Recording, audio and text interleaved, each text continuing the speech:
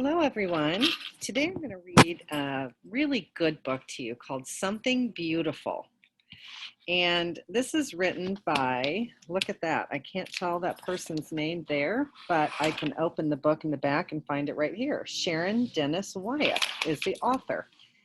And I chose this book because I want to think about being open-minded today. So what does open-minded mean? I know that we've talked about this before. Open-minded is the idea that some people are different than we are. They have different beliefs, different cultures. They might wear different clothes. They might celebrate different things, but they're still people. They're human beings just like us. And being open-minded means that we can learn about their differences and we can accept those differences and learn from those differences and sometimes even make those differences part of who we are.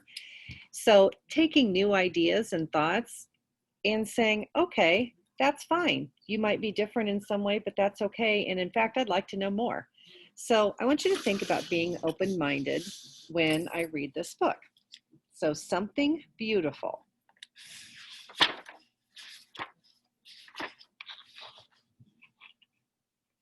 When I look through my window, I see a brick wall. There is trash in the courtyard and a broken bottle that looks like fallen stars. There is writing in the halls of my building. On the front door, someone put the word die.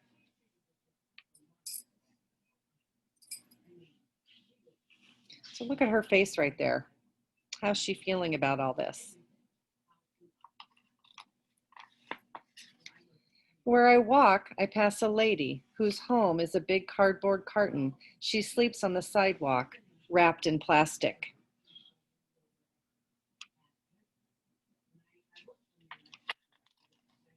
I run past a dark alley where Mommy told me I must never stop.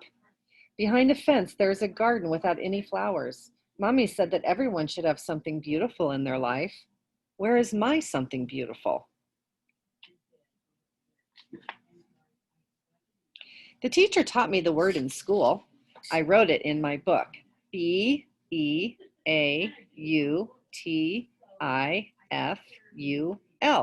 Beautiful. I think it means something that when you have it, your heart is happy. I go to Miss Delphine's diner. Hi there, Sugar Pie, says Miss Delphine. What are you up to? I'm looking for something beautiful, I tell her. Sit down for a minute, she says as she goes to the grill. She puts on fish. The fish sizzles. Miss Delphine makes it into a sandwich. There is nothing more beautiful tasting than my fried fish sandwiches, she tells me, and my teeth sink in. This is good. When I go back outside, I see some of my friends. Do you have something beautiful? I ask them. I have my jump rope, says Sybil. I have my beads, says Rebecca. Check out my new shoes, says Jamal. So I hope she's being open-minded and thinking, these people have something that they find beautiful. Maybe I could find these things beautiful too. My fruit store is one beautiful store, says Mr. Lee. You do have nice apples, I say. Thank you, says Mr. Lee. Take one. Watch my moves, says Mark, playing ball in the playground. Hear my sounds, says Georgina, dancing on the sidewalk.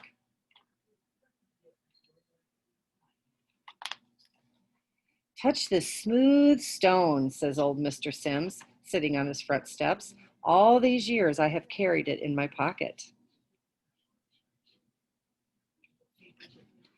Through the big window in the laundrette, I see Aunt Carolyn holding baby Carl. And where are you off to, little miss? She asks me. I'm looking for something beautiful, I say. She hands me Carl and folds up the clothes. I tickle Carl and he giggles. He makes me giggle too. My baby's laugh is something beautiful, says Aunt Carolyn.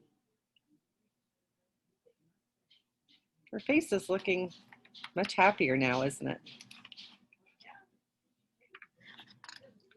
I go back home and I sit down on my stoop. I look at the trash in my courtyard and I see the word die on my door.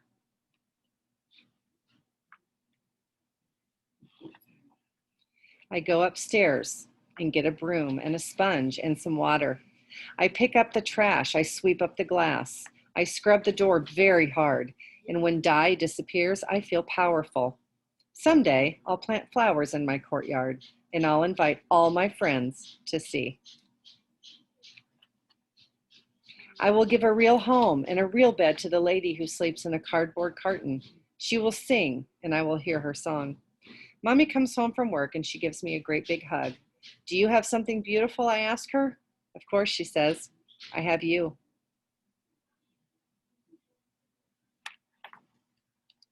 What a great story. So she's just found out that there are a lot of things that are very beautiful. And if she just opens her mind up, she can find beautiful things too. And I love this author's note here. I was going to read this to you. When I was 8 years old, I asked my mother, whose name was Yvonne, for something beautiful. She gave me one of her wedding gifts, a small white china pitcher with a golden handle and a golden rose embossed on it. I put the pitcher on my windowsill so that I wouldn't have to look at the alley outside. I called the pitcher my something beautiful.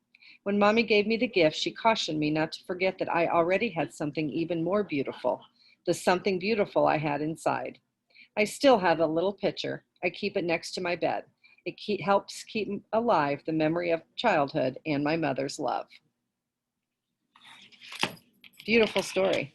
I hope you enjoyed it. Have a great day.